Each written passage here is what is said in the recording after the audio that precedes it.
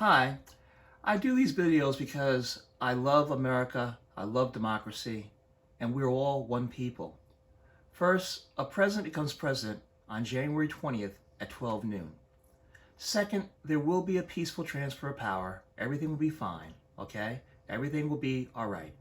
Here's an excellent commentary on CNN about the transfer of power and that everyone should act like adults, loving, kind, and a love of this country, which we all should have. This is America. We're not a banana republic. In America, we transfer power peacefully, kindly, courteously. And so here is CNN, the commentary. If he goes over the top and this race is called in his favor, the real battle is going to begin tomorrow, the day after that. One thing I'll say about where we are tonight, I think we should be clear with people. We have not called this race. All the votes have not been counted, but two things are happening. The president, if he thinks he has a good shot at winning, should be the one clamoring for as many votes to be counted as possible. He is not doing that.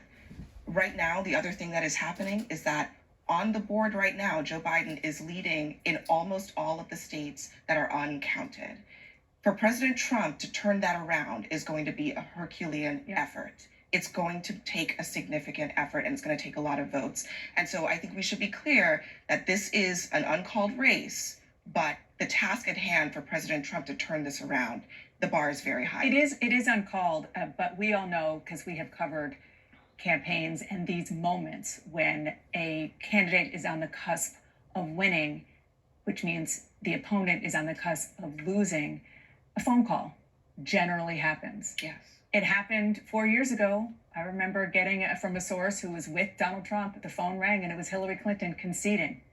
And none of us should expect that to happen anytime soon. It is one of a million reasons why this is completely unconventional, but it doesn't mean that if those votes come in Pennsylvania and are really showing a substantial lead in a way that Donald Trump can't overcome, it doesn't make that any less real. Well, and let's be honest, because a concession is not necessary under the U.S. Constitution. That's what I mean. It doesn't make it any less real. It's not necessary.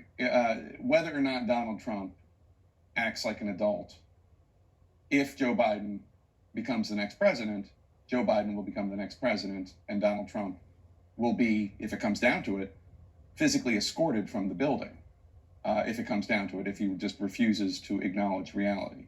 But the fact that, as we just heard from Jeff Zeleny in Wilmington, Secret Service, our agents are increasing their presence around the former Vice President Joe Biden, that there is now air protection above him, underlines the seriousness of this moment, the seriousness with which officials, whether in the military or the U.S. Secret Service, take potential threats against Joe Biden. That's why the Secret Service agents are there. That's why they're clearing the airspace over his house in Delaware.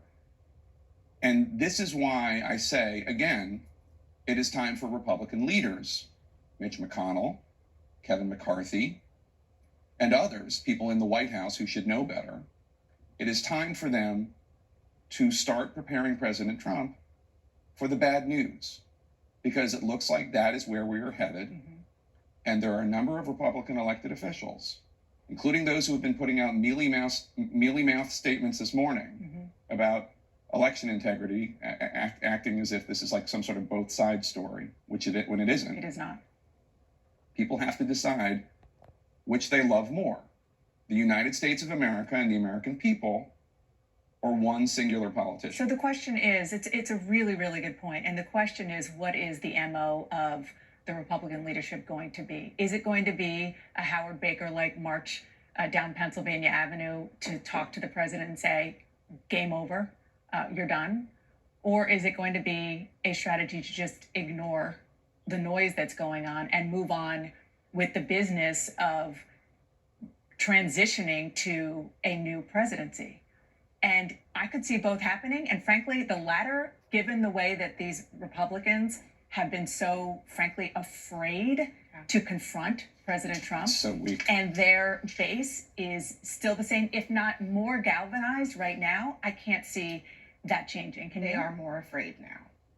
They are more afraid now. There's no question about it. That what happened on Tuesday was that many Republicans lived to see another day because of the turnout that Donald Trump was able to bring out in their districts and in certain states. But it may not be enough for Donald Trump, but it was enough for them. They are beholden to this president. So that's why you're seeing, these really they're weak statements, even from Mitt Romney, who has been a strong critic of the president. His statement was very milquetoast. And I think you're going to see more of that. We've been asking for months, will the president have a peaceful transfer of power? Will he agree to that? It's been a theoretical question. Well, it may not be theoretical in just a few hours, potentially. This is where the rubber meets the road. When we talk about a peaceful transfer of power, a concession is not required, but it is the right thing to do. It is the thing that causes a peaceful transfer of power to happen. And just to underline what we're talking about, this is not just a matter of good manners. This is not just a matter of grace. This is a matter of life and death. There have been arrests made. Somebody was arrested driving up to the Philadelphia Convention Center because of the nonsense, I assume, repeated by Republicans on Fox. And we should actually I don't normally talk about any competing network, but the Murdochs and the people at Fox have an obligation to put their country above their profits. It is very important that people make it very clear that this election, there is no credible evidence that we have seen of widespread fraud. By all accounts, Joe Biden is on the precipice of becoming the next president, fair and square, and people who have the privilege of sitting in seats like we're sitting in right now have the obligation to convey that to their viewers so that there is a peaceful transfer of power and so that there isn't violence. And can we just talk about one of the things you just mentioned there, which is we are on the cusp of Joe Biden very likely becoming the 46th president of the United States. We are literally just waiting for a wave of votes to come in as Pennsylvania counts the votes. This is not something that we are supposing. This is something that Democrats inside the Biden campaign, Republicans inside the Trump campaign are expecting and waiting for. It's a matter of time right now. And this is a moment in history. It really is. And it's not just a run-of-the-mill presidential election. This is a Democrat who decided to run, came out of retirement to defeat a president, potentially, as we expect it to happen, who he thought was an existential threat to democracy. And I think we should also talk about what John King was talking about not too long ago. We are about to, in Pennsylvania, we're waiting for some votes, but if Joe Biden performs the way he's been performing, he could end up with a margin in Pennsylvania that is about what Donald Trump won by in that state 4 years ago. Same is true of Michigan, where Joe Biden right now is well ahead of where Donald Trump won that state 4 years ago. Wisconsin, the same thing. At the end of the day, if this map stays the way that it is, yes, this is a deeply divided country, but it is possible that Joe Biden could end up with upwards of 300 electoral votes which is at the end of the day, which would be, it would be notable and extraordinary, and as extraordinary as what we saw 4 years ago. Mm-hmm. Donald Trump came out of that election with a mandate.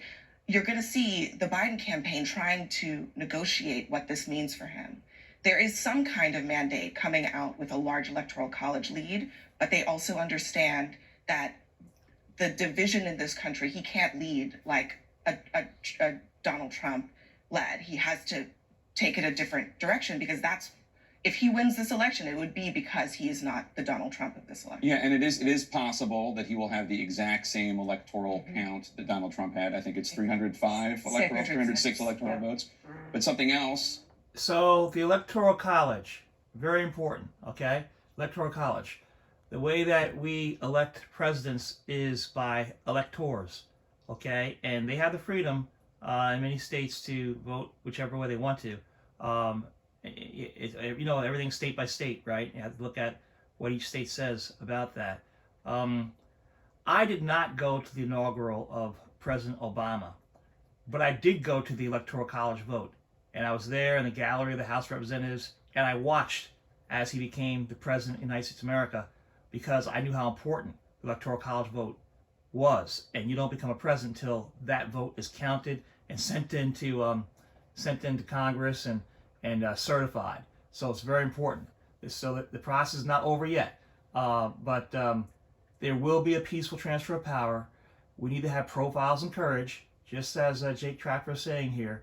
We need to have the Republican Party members, people who are elected right now, to say this is how our process works. Okay, that's how it works. One person, one vote. And if Biden has more votes, God bless him, he's president. If Donald Trump has more votes, God bless him, he's president. Okay, God bless them both. All right. So that's our system. That's how it works, and that's why we're the greatest nation in the world. Yes, we have problems. Okay, yes, we do, but we're still the greatest nation in the world, and we're the last great hope for the entire world. Is that he will have a popular vote margin of victory that Donald Trump did not have. Donald Trump lost the popular vote by almost 3 million votes, and it looks like Joe Biden will have a popular vote victory.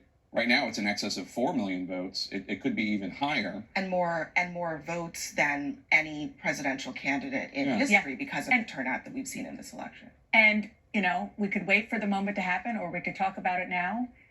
We're going to see a major moment in history. The first female vice president, it looks like, is going to happen of color for the first time, and a female of color in America. Women have been waiting a long time to see representation at the highest levels of government. It may not be the president, but it's right below that, and there is going to be it's going to be pretty remarkable to watch that. I think that even women who are not supportive of this ticket would take the hat off to the notion of a woman being there. And can I just say, for Black women, this has been really a proving moment for their political strength in carrying Joe Biden to the Democratic nomination through the primary. Mm-hmm. Black women did that. And I think seeing a Black woman on the ticket with Joe Biden on the cusp of this moment, I think is something that will go down in history, because this has never happened before. And not only would Black women put Joe Biden in the White House, but they would also put a Black woman in the White House as well. And that is the sort of historical poetry that I think we will live with for a long time, in addition to the fact that Donald Trump's political career began with the racist birther lie. It may very well end with a Black woman in the White House. It's an amazing history, and this is what makes America such a great nation. Remember, on September 17th, 1787, that's when the Constitution, the United States Constitution, was signed. It was not our first Constitution. Okay, we had the Articles of Confederation first, and for about, 10 or 11 years. It didn't work out very well because you had a weak president, a weak Congress, so they threw that one out. And they had a new Constitution, okay, the one that we're underneath right now. And in that Constitution, what? It said that the slaves, and by the way, there was slavery in all 13 colonies, okay? All 13 colonies. And then when it petered out in the North made money off of slavery in the South, right? Anyway, the compromise made was what? To count blacks as 3/5 of a person. 3/5 of a person, okay? So that helped give the South more electoral college votes. Check out Professor from Yale, Professor Amar. He has a great video on that. All right, and go ahead and watch that. And then later on, after Civil War, African American males are allowed to vote, right? 15th Amendment for a short period of time, right? Then they took that away. Then women get the right to vote in in 1920. Then you fast forward down to August 6, 1965, right? That's when Black women and men in the South get the right to vote with the Voting Rights Act.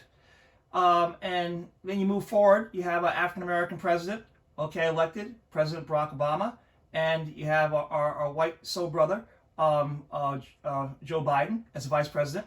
Now you have Joe Biden, who's about to become president, and he has a woman of color as the vice president. Amazing. That is the greatness of America. We should celebrate that. Again, count all the ballots. If Donald Trump wins, God bless him, he is president. That's how it works. If Biden wins, God bless him, he's president. That's how it works in America. A smooth, nonviolent transfer of power. Okay, so just let the system work. Everything will be all right. Really nice is a Well lovely said. thought, and one of the things that I'm really hoping for is I'm hoping that that space for that moment for the United States and for the American people, should the election continue to go in the direction we believe it is, I hope that space is allowed to happen, where people are allowed to come together and celebrate this achievement for the United States. I remember when Nancy Pelosi became the first female Speaker of the House of Representatives, there was a Republican congressman from Florida named Adam Putnam, who had 4 daughters and very conservative Republican. And he took the moment to acknowledge what a wonderful achievement it was that Nancy Pelosi became the Speaker of the House, the first female, even though he disagreed with her on everything. I hope Republicans have the same dignity and decency to allow the nation to come together to celebrate this achievement. But that, of course, depends quite a bit on what President Trump does and what those around him do, and whether or not Republican leaders in Congress are willing to stand up and make the president. It's time now for profiles and courage. Do the right thing. Love democracy. Love America. Let's make this world a better place. Let's end the coronavirus, not only in America, but throughout the world. Let's love one another. Thank you for watching.